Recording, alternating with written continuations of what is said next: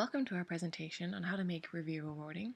This presentation was originally done by Lee Miller and myself, Emily Taylor, for our EDCP 585 class. In terms of our goals, we first did this presentation for our face-to-face cohort.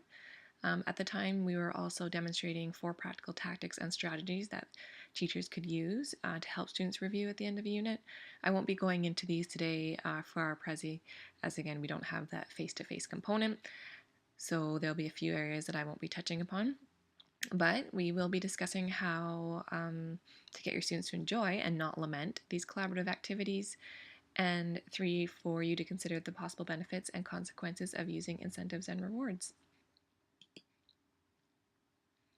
In terms of how to implement effective group work in your classroom, there are several things that need to be in place. Teachers often use group work, and many of us think that it's a great way to get students to socialize and help each other, but often it has its drawbacks. Lee and I polled some of our friends who have been students in the past and were students at the time about what they thought about being put into group work. Here are some of the responses.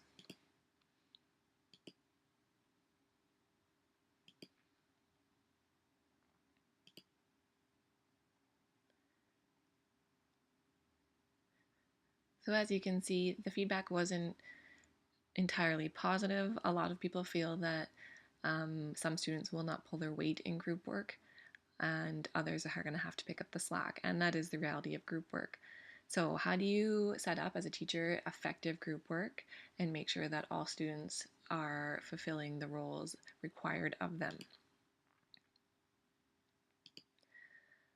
Well, Johnson & Johnson have come up with 5 basic elements of effective group work. Today, I'm going to be talking about 4 of these elements. The first one is collaborative skills.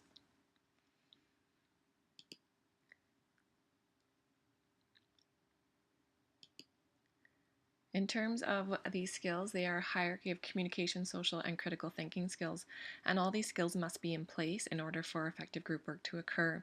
So if students are not able to discuss issues with each other or to treat each other well in social situations, or if they haven't had the opportunity to practice and apply critical thinking skills before, group work is going to not work as well as it should. This slide right here has to do with the tactic that we presented to our face-to-face cohort. So I'll just give you a chance to read through it. We had given them a puzzle that pairs of 2 could do, and this was one of our first tactics. In terms of group formation, Barry Bennett, who's done some extensive research in this area, says that group work is not structured thoughtfully is one of the least effective approaches in the learning and teaching process. Therefore, teachers should stick to groups of 2 to 4 people, therefore ensuring diverse learning styles, multiple perspectives, opinions, and experiences. Larger groups obviously decrease active participation because some students will sit back and relax, thinking that others will take over and pick up the slack. Teachers should spend some time constructing groups, making sure that they are heterogeneous, that you have all types of students of all learning needs and styles and strengths and weaknesses in a group. The second element I'm going to discuss is face-to-face interaction. And though this may seem obvious, when students are doing group work, they need to be face-to-face.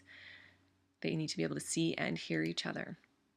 Again, for this, 2 to 4 students in a group is ideal, usually setting them up in circles or squares, therefore making sure that students are not able to hide. No putting their heads down, no turning their backs, no hiding behind other students, sort of ensuring that every student has to participate.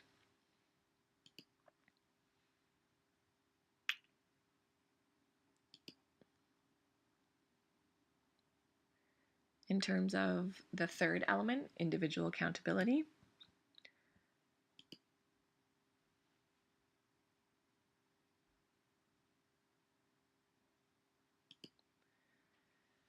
every student is responsible for their own learning, and they must know this going into group work. In addition, every student needs to be aware that they fulfill a supportive and encouraging role of the other members in their groups.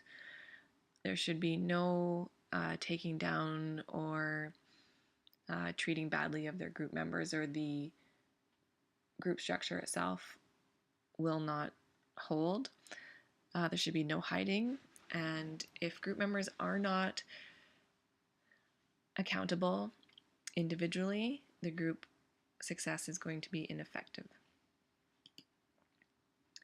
Again, this slide here has to do with one of the face-to-face tactics we discussed and showed our cohort. So I'm going to move on. The fourth element we discussed was positive interdependence.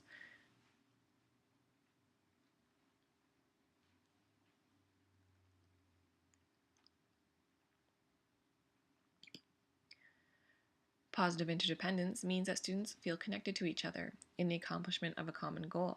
So going into setting up this group work, the teacher must make very clear the reasons or purpose behind this group work. Students don't want to think that they're just doing group work as busy time, or that they don't have a particular goal that they're trying to fulfill. And if the students are excited and understand their goal and feel like they are united in the quest to achieve this goal, then group work is more likely to succeed. According to the Johnsons, some ways to invoke positive interdependence are to, again, have that clear and meaningful goal established and discussed before the group work starts.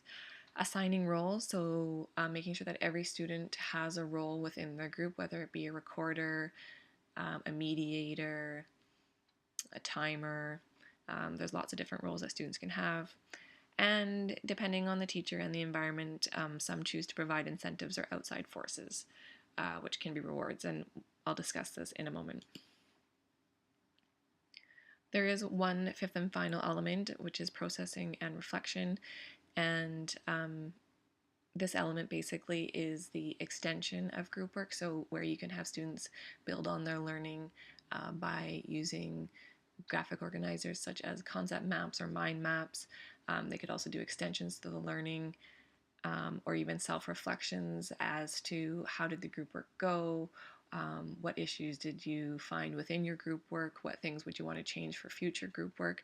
So again, having the students think about the process themselves and the struggles and challenges and successes they found in the group work is the last and final step to creating this effective group work in the classroom. Now, in terms of rewards and incentives, there is quite a divide often within teachers and their thinking as to whether this is a positive or negative aspect to implement in their classrooms. So you could have rewards earned by the top group in your class. You could also provide incentives that can be earned by any group who reaches a determined level. So what motivates the students? Well, there's two types of motivation, extrinsic and intrinsic. Extrinsic would be an example, this cartoon right here with the carrot dangling in front of the guy's face. So things like candy, food, money, which some teachers have been known to give out, are things that are extrinsic motivators, while intrinsic is that personal goal, that personal motivation and drive to succeed or to obtain a specific level of success.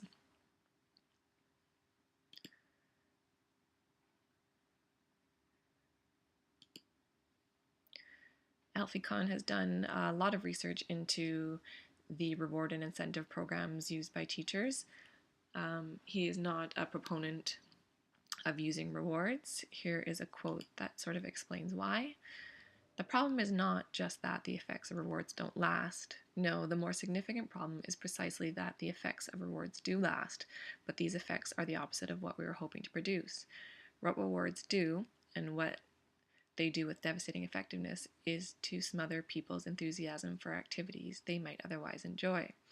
So Alfie believes that if students are given extrinsic motivation rewards, like such as candy, that sort of thing, that students to it basically what they've been asked to do, but only for the reward. They're not doing it for the joy of learning or for the feeling of success for having learned something or accomplished something. They're doing it simply to jump through the hoops to get the prize. And there was a reading program established by Pizza Hut in the 1980s that had students reading books. And if they read so many books in a certain amount of time, they would earn Pizza Hut personal pizzas. And one educational psychologist thought that what they were going to get out of this program was just a lot of fat kids who didn't like to read. And again, what they saw were students skimming through books and lapping quickly through books just in order to get their prize of a pizza. So they weren't reading anymore just for the joy of reading or to learn about any particular content. And really, the joy of learning was taken away because they were just trying to get to the end goal of receiving a pizza. So these reward programs don't necessarily work. What Alfie recommends is that prizes should be learning related, not stuff. So whether this is free time to read, perhaps for younger students, maybe extra bonus marks, or something that has to do again with the learning environment and the classroom setting. And he also notes that you should make sure you first develop social skills of being a good sport. So these social skills must be established before the incentives are given. So again, there's our 3 goals that we had for this presentation. I hope you enjoyed.